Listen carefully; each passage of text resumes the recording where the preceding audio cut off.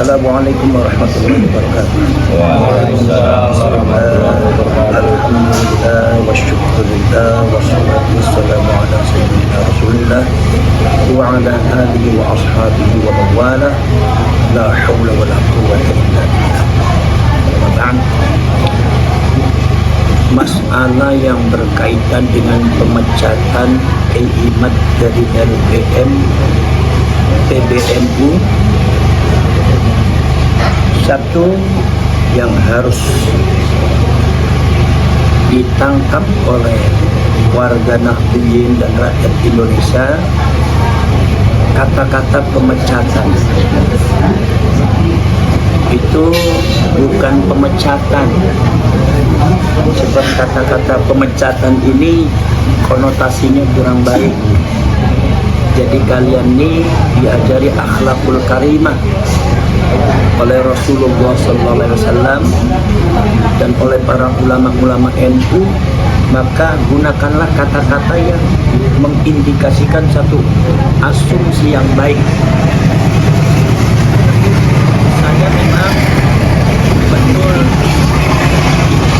Saya memang belum bisa komunikasi dengan umat, karena umat mungkin masih sibuk. Tapi saya sudah mendengarkan dari Kiai Mubarak, yaitu adalah Ketua PWI Laskar Sabilillah Jawa Tengah, dan beliau juga sebagai Wakil Ketua di Pusat PWI Laskar Sabilillah. Kemudian saya juga sudah membaca suratnya. Ya, ternyata kalau saya baca suratnya bukan pemecatan, apalagi ada isu pemecatan secara tidak berhormat. Yang saya lihat itu ternyata yang saya baca itu reshuffle kepengurusan.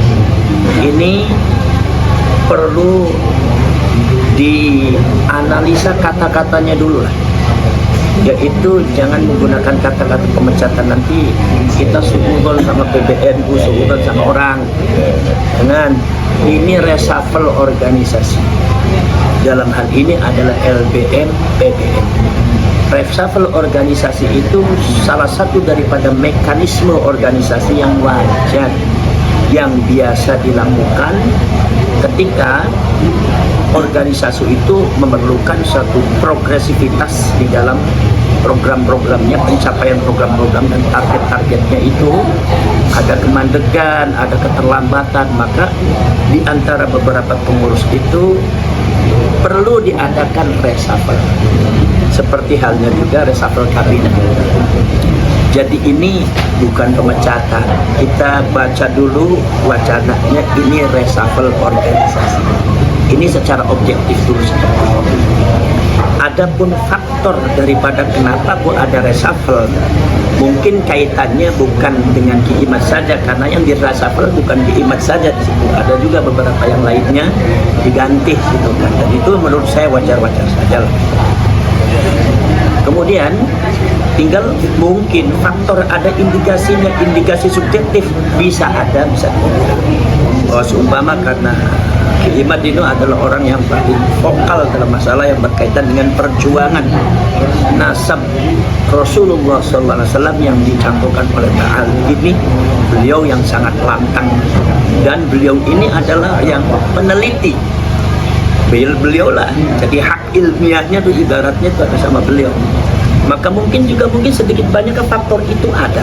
Tapi artinya reshuffle satu organisasi itu sebuah kewajaran. Artinya bukan berarti perjuangan masalah yang berkaitan nasab itu mandek dengan reshuffle itu tidak. Perjuangan masalah ke-NU-an itu mandek.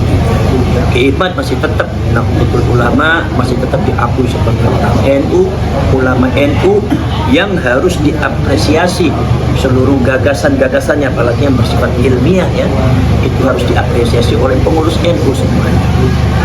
Maka dari itu saya menanggapi itu biasa saja lah, itu karena reshuffle aja. Jadi kita tidak usah besar-besar. Adapun faktor-faktor yang subjektif itu kan hanya dilakukan oleh orang. Nanti Allah yang akan melakukan. Allah kita innallaha ma'ana. Gusti Allah bersama kita, jadi kita usah terlalu khawatir.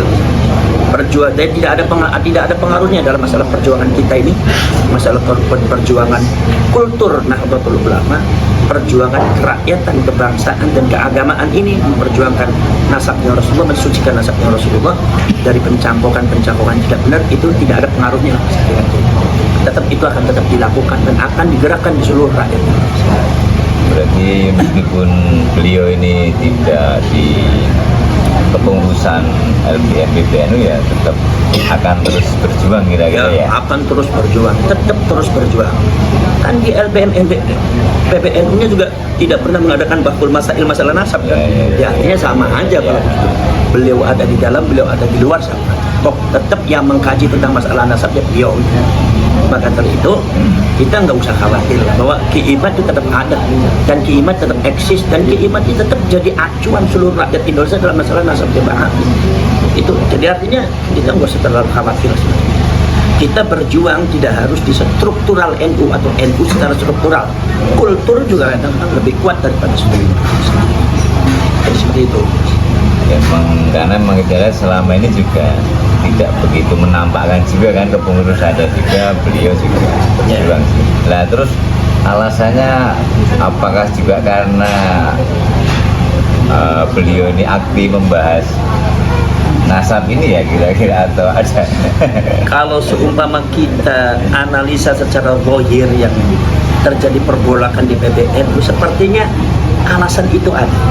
Walaupun tidak semuanya itu, tapi alasan itu ada.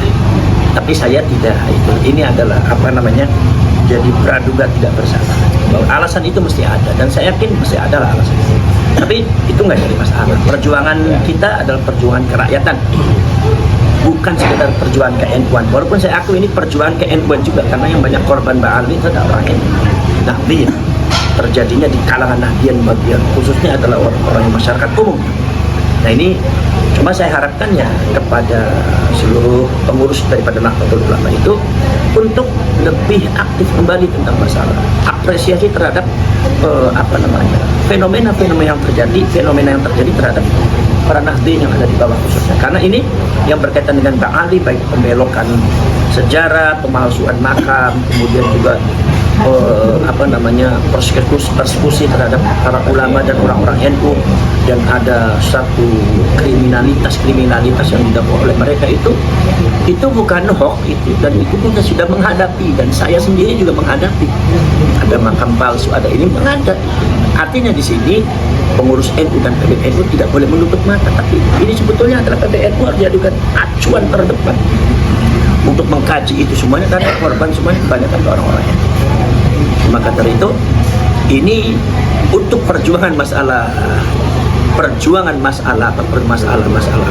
nasab dan masalah Ba'ali, baik yang menyangkut nasabnya atau program untuk dalam rangka merebut Indonesia, mencangkokkan sejarahnya, pembelokan sejarahnya, pemalsuan makamnya, dan seumpama persekusi dan tindakan-tindakan kriminal atau zalim terhadap rakyat Indonesia, ya, atau mentalitasnya yang menekan atau menganggap rendah rakyat Indonesia.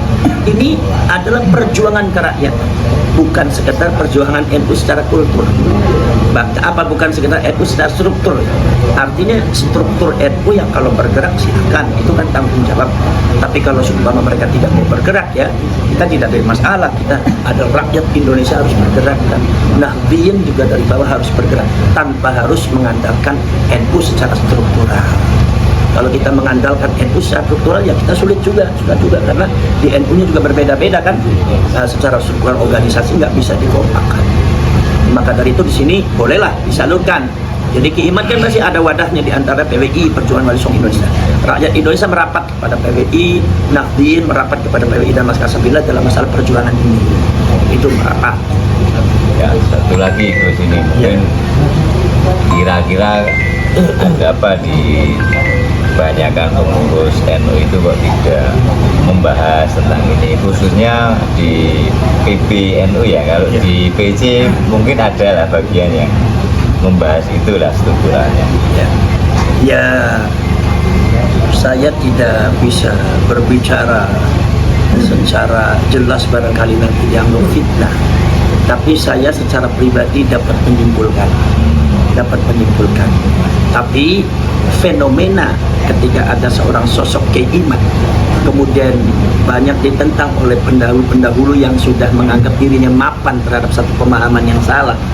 Seperti contohnya mengatakan bahwa klaim bahwa Ba'al itu cucunya Rasulullah. Ya.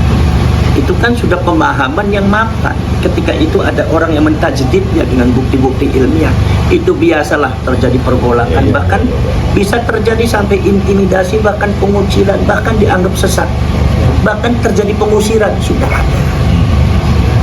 Imam Syafi'i dulu itu ketika bertentangan dengan Imam Malik itu sama ulama-ulama yang mazhab Maliki yang memegangnya adalah ahlul hadis, itu menganggap Imam Syafi'i sesat. Bahkan saking bencinya sama Imam Syafi'i ada sihir yang menyebutkan bahwasanya kalau saya membunuh orang, maka yang pertama kali saya bunuh adalah Syafi'i, karena Syafi'i itu adalah orang yang paling pantas dibunuh di dunia ini. Itu saking bencinya, jadi nggak jadi masalah. Imam Al-Qushairi itu seorang ulama besar ya, yang punya kitab Risalatul Qushairiyah. Itu termasuk apa? Itu diusir dari kampungnya karena mereka nggak tahu, diusir. Begitu sudah pindah ke kampungnya, baru itu Allah membesarkan Imam Qushairi, sehingga kemudian masyarakatnya begitu jadi ulama besar Imam Qushairi, masyarakat minta Imam Qushairi kembali pada kampungnya. Imam Qushairi mengatakan, saya tidak akan pindah dari satu desa di mana Allah membesarkan saya. Nah, ini memang udah biasa begitulah, ada begini, ada begini. Ada orang semacam Imaduddin Al-Baghdadi itu, menurut saya itu fenomena yang biasa di dalam kajian-kajian ilmiah dan tajdid ilmu masyarakat, tajdidul ilmi, pembaharuan dalam masyarakat ilmuwan. Itu pasti akan seperti itu. Kita jangan kaget lah, tapi kita tetap berjuang. Kita tetap berjuang karena ini adalah persoalan keagamaan, persoalan Rasulullah, pensucian nasabnya Rasulullah, persoalan pensucian nama baik Rasulullah juga, kemudian persoalan kebangsaan, persoalan keagamaan, dan termasuk persoalan ke-NU-an kita main. Jadi PWI dan Laskar Sabila ini gerakan kultur NU untuk bergerak dalam menangani ini. Kenapa? Ya kalian bisa mengerti dan bisa tahu tanpa harus saya ajari, karena memang dari struktur NU itu belum bergerak. Jadi kalau seumpama dibiarkan ya hancur dulu nanti, makanya kita buatlah wadah sendiri biar tidak mengatasnamakan NU, tapi kita bisa bergerak lebih tegas lah. Itu ya. Terima kasih. Satu lagi untuk sahabat-sahabat Untuk sahabat-sahabat Laskar Sabilillah, PWI Laskar Sabilillah Bantul, bergerak tetap bela bangsa, bentengi masyarakat, bentengi rakyat, bentengi bangsa, bentengi agama. Berkhidmatlah kepada Rasulullah SAW untuk mensucikan nasabnya, mensucikan nama baiknya. Jangan mundur selangkah pun, karena kalian ini adalah pasukan yang dinanti oleh Rasulullah SAW, pasukan yang dinanti oleh Allah dan ditunjuk untuk membenahi itu semua. Karena isyaratnya sudah banyak sekali ya, walaupun kalau diungkapkan nanti sangkanya khurafat, nanti sangkanya saya mirip kayak Ba'al. Makanya cuma yakinlah bahwa ini pergerakan kebangsaan, kerakyatan, ini harus bergerak. Karena ini Allah sudah menunjukkan data-data yang konkret, data-data yang real bahwa siapa itu Ba'al, nasabnya bagaimana, pergerakannya bagaimana, dan ini sudah diketahui secara masyarakat umum. Allah membukanya. Dan ketika Allah menunjukkan ayatnya, maka wajib kita langsung beriman kepada Allah, dan kita tidak ada alasan untuk menghindar dari ayat Allah. Ini kita harus bertindak. Jadi nggak usah kecil hati kalau sumpah Ki Imaduddin itu nggak di LBM, itu biasa. Wong LBM-nya juga tidak pernah bakul masalah. Jadi buat apa? Ada dan sana buat apa? Ilmunya beliau tetap mengalir dan beliau tetap ditinggikan oleh Allah Subhanahu wa Ta'ala. Karena ini adalah perjuangan ilahiyah. Ini adalah merupakan ilahiyah, di belakang kita adalah ridho Allah, insyaallah perjuangan kudratullah, insyaallah kita akan mendapatkan kemenangan. Maka perbesar PWI Laskar Sabila, merapat semua, dan kita besarkan PWI Laskar Sabila, kibarkan Wali Songo, insyaallah Indonesia bakal aman. Assalamualaikum.